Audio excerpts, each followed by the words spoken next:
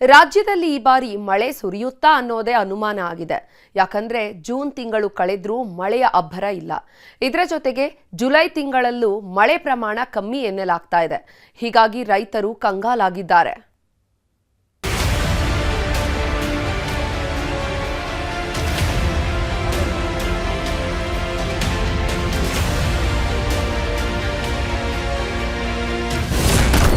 June ಮುಗಿದ್ರೂ ಆಗ್ಲಿಲ್ಲ ಭರ್ಜರಿ ಮಳೆ.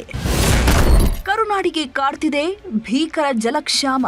ಪೂರ್ವ ಮುಂಗಾರು ಮಳೆ ಸುರಿದಿದ್ದು ರಾಜ್ಯದ ಬಹುತೇಕ ಜಿಲ್ಲೆಗಳಲ್ಲಿ ಒಳ್ಳೆ ಮಳೆಯಾಗಿತ್ತು. ಹೀಗಾಗಿ ಈ ಬಾರಿ ಮುಂಗಾರು ಚುರುಕಾಗುತ್ತೆ, ಭರ್ಜರಿ ಮಳೆಯಾಗುತ್ತೆ ಅಂತ ರೈತರು ಫುಲ್ ಖುಷ್ ಆಗಿದ್ರು. ಆದ್ರೀಗ ಆಗ್ತಿರೋದೇ ಬೇರೆ. ರೋಹಿಣಿ ಮಳೆಯೂ ಸುರಿಲಿಲ್ಲ, ಮೃಗಶಿರ ಮಳೆಯೂ ಅಬ್ಬರಿಸಲಿಲ್ಲ, ಈಗ ಆರಿದ್ರ ಮಳೆಯೂ ಆರ್ಭಟಿಸಲಿಲ್ಲ. ಹೀಗಾಗಿ ಜನ ಕಂಗಾಲಾಗಿ ಹೋಗಿದ್ದಾರೆ. ಜೂನ್ ಮುಗಿದ್ರೂ ವರುಣದೇವ ಕೃಪೆ ತೋರ್ಲಿಲ್ಲ ಅಂತ ಪರದಾಡೋದಕ್ಕೆ ಶುರು ಮಾಡಿದ್ದಾರೆ. ಈ ಬಾರಿ ಮಳೆ ಅನ್ನೋದು ಮರೀಚಿಕೆಯಾಗಿದೆ. ಜೂನ್ ತಿಂಗಳಲ್ಲಿ 43% ಮಾತ್ರ ಮಳೆಯಾಗಿದೆ.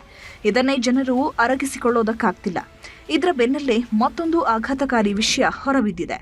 ಜುಲೈ ತಿಂಗಳಲ್ಲಿ ಕೇವಲ 20% ಮಾತ್ರ ಮಳೆ ಆಗಲಿದೆ ಅಂತ ಹವಾಮಾನ ಇಲಾಖೆ ಮುನ್ಸೂಚನೆ ನೀಡಿದೆ. ಹೀಗಾಗಿ ಕಳೆದ ಬಾರಿಗೆ ಹೋಲಿಸಿಕೊಂಡ್ರೆ 70% ಮಳೆ ಕೊರತೆ ಆಗಲಿದೆಯಂತೆ. ಹೀಗಾಗಿ ಬರಗಾಲದ ಮುನ್ಸೂಚನೆ ಸಿಕ್ಕಿದ್ದು ಅಣೆಕಟ್ಟುಗಳನ್ನೇ ನಂಬಿಕೊಂಡವರಿಗೆ ಕಂಟಕ ಎದುರಾಗಲಿದೆ. ಇದು ನಮ್ಮ summer season, March April May ಈ ಹೀಟ್ ವೇವ್ ಕಂಡೀಷನ್ಸ್ ಇರುತ್ತೆ. ಮುಂಗಾರು ಸೆಟ್ ಆಗದ ಮುಂಚೆ ಬರೋಕ್ಕೂ ಇರುವ ಸಾಧ್ಯತೆ ಇದೆ. ನಾವು in some parts of north India and all ಮುಂಗಾರು ಇದುವರೆಗೂ ಬಂದಿಲ್ಲ ಅಲ್ವರೆ. ನಾವು it has covered entire Karnataka ಆಗಿದ ಮೇಲೆ ನಾವು ಇನ್ ಮಹಾರಾಷ್ಟ್ರ ಕವರ್ ಆಗಿತ್ತು ಮುಂಗಾರು, MP ಅದು ಕವರ್ ಆಗಿ ಬರುತ್ತೆ. ರಾಜ್ಯಕ್ಕೆ ಬರ ಸಿಡಿಲು, ಅನ್ನದಾತರಿಗೆ ಬರೆ. ಮೈಸೂರು ಜಿಲ್ಲೆಯಲ್ಲಿ ಮುಂಗಾರು ಮಳೆ ಸಂಪೂರ್ಣ ಕೈಕೊಟ್ಟಿದೆ.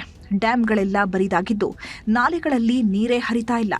ಹೀಗಾಗಿ ಬೆಳೆಗಳೆಲ್ಲ ಒಣಗೋದಕ್ಕೆ ಶುರುವಾಗಿದ್ದು ಪರ್ಯಾಯ ಬೆಳೆ ಪದ್ಧತಿ ಅನುಸರಿಸುವಂತೆ ಕೃಷಿ ಇಲಾಖೆ ಸೂಚನೆ ನೀಡಿದೆ. ಭತ್ತ, ಕಬ್ಬು ಬದಲು ರಾಗಿ, ಜೋಳ ಬೆಳೆಯಿರಿ ಅಂತ ಸಲಹೆ ಕೊಟ್ಟಿದ್ದಾರೆ. ಜುಲೈ ಮಾಹೆನಲ್ಲೂ ಕೂಡ ಶುಷ್ಕ ವಾತಾವರಣ ಅಂದರೆ ಡ್ರೈ ಸ್ಪೆಲ್ ಮತ್ತು 2 ಮಳೆಗಳ ನಡುವೆ ಅಂತರ ತುಂಬ ಜಾಸ್ತಿ ಇರೋದ್ರಿಂದ ಈ ಸಲ ಕೂಡ ನಾವು ಭತ್ತದ ಬೆಳೆಯನ್ನು ಬಿಡೋದು ಒಳ್ಳೆಯದು, ಉತ್ತಮ ಅನ್ನುವಂಥ ಒಂದು ಅಭಿಪ್ರಾಯ ಇದೆ. ಸೊ ಹಾಗಾಗಿ ಭತ್ತಕ್ಕೆ ಪರ್ಯಾಯವಾಗಿ ಮಧ್ಯಮ ಅವಧಿಯ ರಾಗಿ ತಳಿಗಳಿದ್ದಾವೆ ಸಾಕಷ್ಟು. ನಮ್ಮ ಹತ್ರ ಬಿತ್ತನೆ ಬೀಜ ಕೂಡ ಲಭ್ಯ ಇದೆ. ಆ ಬಿತ್ತನೆ ಬೀಜಗಳನ್ನು ಬೆಳಿಲಿಕ್ಕೆ ನಾವು ಇದು ಮಾಡ್ತಾ ಇದ್ದೀವಿ. ಮಳೆಗಾಗಿ ರೈತರು ಪೂಜೆ ಪುನಸ್ಕಾರದ ಮೊರೆ ಹೋಗಿದ್ದಾರೆ.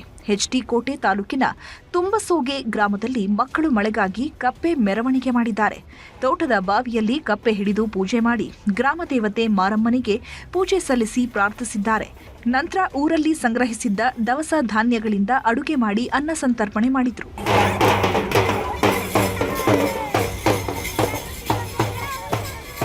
ಮಂಡ್ಯ ಜಿಲ್ಲೆಯಲ್ಲೂ ಬರದ ಕಾರ್ಮೋಡ ಆವರಿಸಿದೆ. ಕಾವೇರಿ ಜಲಾನಯನ ಪ್ರದೇಶದಲ್ಲಿ ಮುಂಗಾರು ಕೈಕೊಟ್ಟಿದ್ದು KRS ಡ್ಯಾಂ ಬರಿದಾಗಿದೆ. ಕಳೆದ ವರ್ಷ ಜೂನ್ನಲ್ಲೇ ಭರ್ತಿಯಾಗಿ ದಾಖಲೆ ಬರೆದಿದ್ದ KRS ಡ್ಯಾಂ ಈಗ ನೀರಿಲ್ಲದೆ ಖಾಲಿಯಾಗಿದೆ.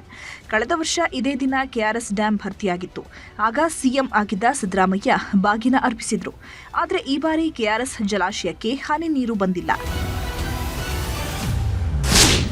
ಬೆಳಗಾವಿಯಲ್ಲೂ ಮುಂಗಾರು ಸಂಪೂರ್ಣ ಕೈಕೊಟ್ಟಿದೆ. ವರುಣದೇವ ಕರುಣೆ ತೋರಪ್ಪ ಅಂತ ಕಾಗವಾಡ ತಾಲೂಕಿನ ಶೇಡಬಾಳ ಗ್ರಾಮಸ್ಥರು ವಿಶಿಷ್ಟ ಆಚರಣೆ ಮಾಡಿದ್ದಾರೆ. ಶಾಸ್ತ್ರೋಕ್ತವಾಗಿ ಕತ್ತೆಗಳಿಗೆ ಮದುವೆ ಮಾಡಿ ಊರಿನ ಬೀದಿಗಳಲ್ಲಿ ವಾದ್ಯ ಮೇಳಗಳೊಂದಿಗೆ ಮೆರವಣಿಗೆ ಮಾಡಿದ್ದಾರೆ.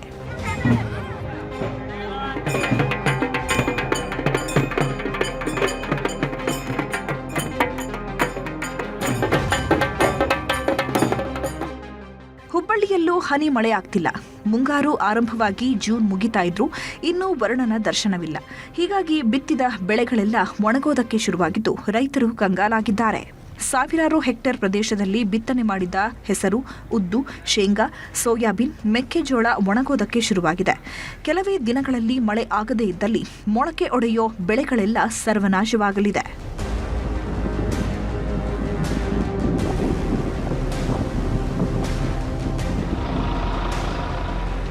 ಕೊಪ್ಪಳ ಜಿಲ್ಲೆಯಲ್ಲೂ ಮಳೆ ಕಾಣದೆ ಅನ್ನದಾತರು ಆತಂಕದಲ್ಲಿದ್ದಾರೆ.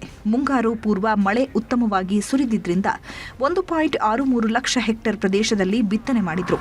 ಆದ್ರೀಗ ಮುಂಗಾರು ಕೈಕೊಟ್ಟಿದ್ರಿಂದ ರೈತರು ಕಂಗಾಲಾಗಿದ್ದಾರೆ. ಮೊಳಕೆಯೊಡೆದ ಬೆಳೆಗಳು ಒಣಗೋದಕ್ಕೆ ಶುರುವಾಗಿದೆ. ಇನ್ನೊಂದೆಡೆ ಬಿತ್ತನೆ ಬೀಜದ ಜೊತೆಗೆ ಗೊಬ್ಬರ ಖರೀದಿ ಮಾಡಿದವರು ಮಳೆಗಾಗಿ ಕಾದು ಕೂತಿದ್ದಾರೆ.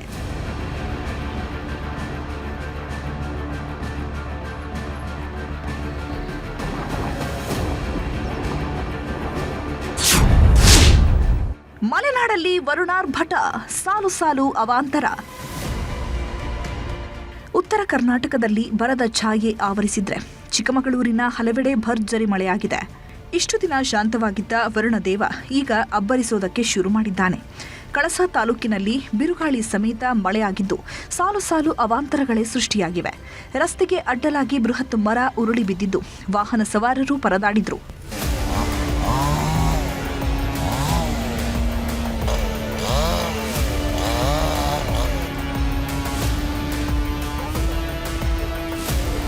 ಚಿಕ್ಕಮಗಳೂರು ಜಿಲ್ಲೆಯ ತುಮಾಖಾನಿಯಲ್ಲೂ ವರುಣ ಅಬ್ಬರಿಸಿದ್ದು ಧಾರಾಕಾರ ಮಳೆಗೆ ವಿದ್ಯುತ್ ಕಂಬ ರಸ್ತೆಗೆ ಉರುಳಿದೆ. ಇದೇ ವೇಳೆ ಬಂದ ಕಾರು ಚಾಲಕ ಜಸ್ಟ್ ಮಿಸ್ ಆಗಿದ್ದಾನೆ. ಕಳೆದ 2 ತಿಂಗಳ ಹಿಂದಷ್ಟೇ ಈ ವಿದ್ಯುತ್ ಕಂಬ ಹಾಕಲಾಗಿತ್ತು. ಇದೀಗ ಮತ್ತೆ ನೆಲಕ್ಕುರುಳಿದೆ.